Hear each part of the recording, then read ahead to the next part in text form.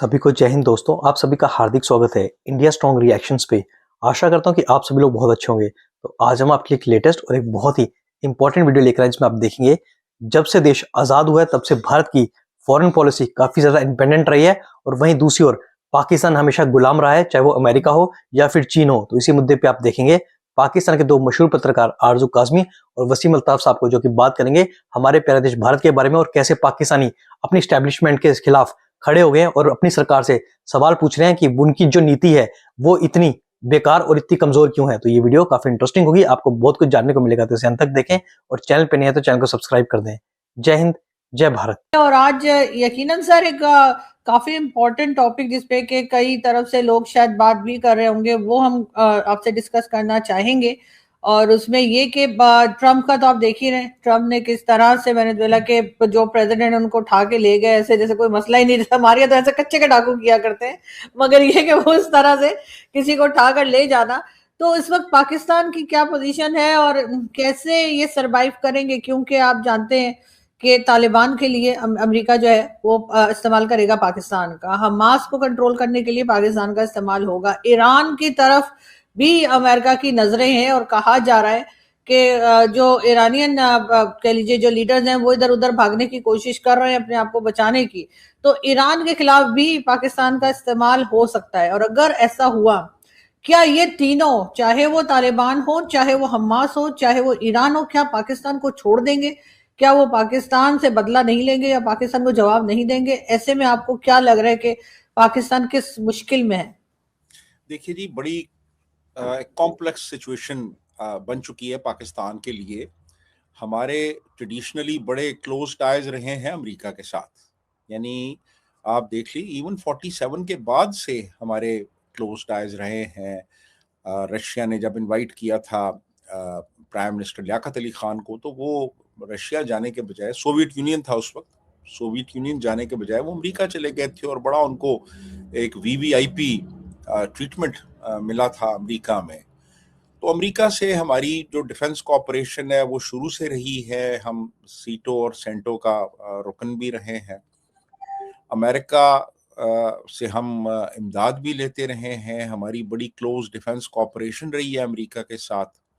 हमारा टेररिज्म का साथी रहा है।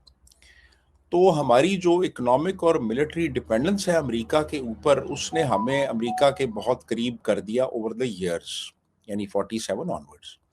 लेकिन फिर हमारे चाइना के साथ भी अच्छे तल्लकात बन गए। रीजन में भी हमारा एक पूरा एक सनारियो था जिसमें कि ईरान के साथ हमारे तल्लकात थे, अफगानिस्तान के साथ हमारे तल्लकात थे, और यहाँ फिर तब्दीलियाँ आई।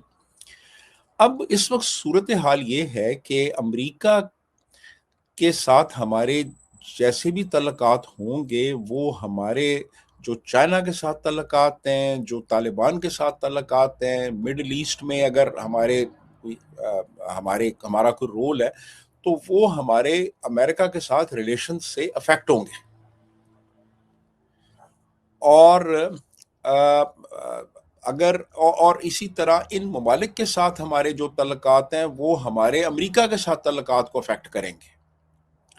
तो हमें बड़ा एक देखभाल के और बहुत एक टाइट रोप के ऊपर चलना होगा इस हवाले से, क्योंकि अगर हम तालिबान अगर हम अमेरिका के बहुत करीब जाते हैं और अमेरिका को हम यहाँ पे कुछ ड्रोन बेसिस देते हैं, या अमेरिका की हम और यहाँ पे कोई एस्टैब्लिशमेंट्स अलाउ करते हैं अगेंस्ट तालिबान, तो वो हमारे मुल्क की जो अंदरूनी हालात हैं और अफगानिस्तान के साथ तल्लकात हैं उनको बुरी तरह वो मुतासिर करेंगे। ईरान के साथ हमारे जो तल्लकात हैं वो भी मुतासिर होंगे अगर कल को अमेरिका यहाँ पे ईरान में कोई एडवेंचरिज्म करता है और पाकिस्तान उसका साथ देता है। और इसी तरह अगर हम अपनी फ़ौज भेजते हैं गज़ा में, एक ब्रिगेड का वो तकाजा कर रहे हैं कि वो आप भेजें यहाँ पे, तो वो भी हमारे मुल्क की जो अंदरूनी हालात और वाक़यात हैं वो उनको अफेक्ट करेगा। तो मेरा ख्याल है कि बहुत ज़्यादा हमें मुहतात होने की और बहुत एक वाइज फॉरेन पॉलिसी की ज़रूरत है इस वक्त, कि हम बैलेंस रख सकें अपने और अमेरिका के तल्लकात में, अपने और चाइना के ताल्लुकात में, तालिबान के साथ जो हमारे ताल्लुकात हैं, और जो गाज़ा में फ़ौज भेजने के हवाले से हमारी पॉलिसी। जी अर्श। लेकिन सर क्या पिछले 80 साल जो पाकिस्तान को हुए बने हुए 80 इयर्स में, क्या कभी हमने बैलेंस फॉरेन पॉलिसी बनाई है? किसी जमाने में आपको लगता है कि कभी पाकिस्तान की फॉरेन पॉलिसी इंडिपेंडेंट रही है, या हम हर बार जो है वो मजबूरी में ही फॉरेन पॉलिसी ऐसी बनाते रहे कि हमेशा कभी अमेरिका के लिए और कभी चाइना के लिए, ज्यादातर अमेरिका के लिए जो है हम अपनी मर्जी के खिलाफ काम करते रहे हैं? या समझिए कि कुछ लोग ऐसे हैं जिनको फायदा हुआ, उनको डॉलर मिले, सब कुछ हुआ, लेकिन अब मुल्क की 12 लीड सेंट बजा दी गई। क्या कभी पाकिस्तान इस 80 साल के अरसे में कभी एक बार भी इंडिपेंडेंट फॉरेन पॉलिसी बना पाया है? नहीं, हमने कभी भी इंडिपेंडेंट फॉरेन पॉलिसी नहीं बनाई। हमारे यहाँ जो भी मुख्तलिफ हुकूमतें रहीं मुख्तलिफ अदवार में, ख़ास तौर पे जो शुरू के साल थे, उनमें तो हमारा वाज़ेह तौर पे टिल्ट जो है वो अमेरिका की तरफ हो गया। हम अमेरिका की जो मिलिट्री अलायंस थी उसका हिस्सा भी रहे, और फिर 58 में मार्शल लॉ आ गया, और अयूब खान तो बहुत ज़्यादा प्रो अमेरिकन रहे। तो अमेरिका के साथ हमारे बहुत गहरे रवाबित रहे। फिर उसके बाद जब अफ़गानिस्तान में सोवियत यूनियन आया है, और फिर उसके बाद 10 साल वो थे, उसमें बहुत हमारी क्लोज कोऑपरेशन रही, और उसके बाद फिर वॉर एंड टेरर शुरू हो गई 9/11 के बाद। तो हम तो अमेरिका की गोद में खेलते रहे, वो जैसे उन्होंने कहा हम वैसे करते रहे। तो इंडिपेंडेंट फॉरेन पॉलिसी तो कभी भी नहीं रही हमारी, तो इंडिपेंडेंट फॉरेन पॉलिसी कभी नहीं रही। हम तो बैरूनी ताकतों के इशारों पे नाचते रहे, ख़ास तौर पे अमेरिका। अब ये है कि चाइना के साथ भी हमारे रवाबित काफ़ी पहले से बेहतर हुए हैं ओवर द ईयर्स। चाइना यहाँ पे इकोनॉमिक इन्वेस्टमेंट भी कर रहा है, काफ़ी उसने इन्वेस्टमेंट की है पाकिस्तान में। सी पैक जो है वो प्राइमरीली चाइनीज़ प्रोजेक्ट है। तो अब बात ये है कि अब हमें बहुत एक बैलेंस रखने की ज़रूरत है चाइना और अमेरिका के हवाले से, क्योंकि चाइना भी अब हमें एक शक की नज़र से देख रहा है, और अमेरिका के साथ भी हमारे तल्लुकात कोई बहुत गहरे नहीं है इस वक्त। तो इन हालात में हमें अपने मुल्की मफादात को देखना है कि वो क्या है, और बैलेंस भी रखना है। लेकिन अनफॉर्चुनेटली हमारी जो पॉलिसी है वो ओवर द ईयर्स एक रिएक्टिव पॉलिसी रही है। रिएक्ट किया जी, इंडिया ने ये किया तो आप भी ये कर लें, इंडिया ने ऐसे किया तो आप भी ये कर लें, इंडिया ने ऐसे किया आप भी ये कर लें। तो एक रिएक्शनरी फॉरेन पॉलिसी रही है हमारी। तो मेरा ख्याल है कि एक हमें ज़रूरत है कॉम्प्रिहेंसिव फॉरेन पॉलिसी बनाने की। अनटिल एंड अनलेस हम ये नहीं करते, हम बहुत उलझनों में और बहुत मसाइल में घिर जाएंगे। जी आशा। लेकिन सर इंडिया ने तो अपनी फॉरेन पॉलिसी बहुत इंडिपेंडेंट रखी है। इंडिया को क्या अमेरिका कभी इस तरह से प्रेशराइज कर पाया है जैसे पाकिस्तान को किया है? उनसे तो वो कह रहा है कि भाई रशियन ऑयल ना लो, तो वो उल्टा और ज्यादा रशियन ऑयल लेना शुरू हो गए। वो तो अमेरिका की बिल्कुल नहीं सुन रहे। तो आखिर क्या वजह है कि सिर्फ पाकिस्तान को ही दबाया गया? और हालांकि अफगानिस्तान भी एक छोटी कंट्री है, अफगानिस्तान भी उस तरीके से अमेरिका के कंट्रोल में नहीं आ पाया, हालांकि वो 20 साल रहे और आखिरकार उनको, जिसे कहते हैं ना हमारे यहाँ जूते छोड़ के भागना, तो इस तरीके से वो हथियार छोड़ के ऐसे ही भागे जैसे कोई जूते छोड़ के भागता है। और अफगानिस्तान का भी कुछ बिगाड़ नहीं पाए, मतलब उस तरह से उनको अपनी मर्जी का नहीं कर पाए। तो पाकिस्तान ही एक तरह से इतना कमजोर क्यों साबित हुआ है, या किसी वक्त भारत को भी दबाया गया है? देखिए, इंडिया में डेमोक्रेटिक गवर्नमेंट्स रही हैं।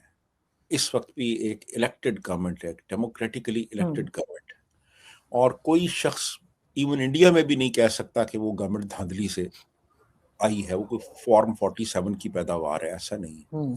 हमारे यहाँ तो आप देखें ना कि पहले इलेक्शन 70 में हो रहे हैं, उससे पहले तो कोई इलेक्टेड गवर्नमेंट थी ही नहीं एज सच, और उसके बाद वो गवर्नमेंट कुछ अरसा रही और फिर उसको भी फारिग कर दिया गया, फिर मार्शल लॉ आ गया, फिर मार्शल लॉ चलता रहा, और फिर वो उसके बाद जो गवर्नमेंट्स आई वो भी बस बराए नाम ही थी, असल ताकत कहीं और थी।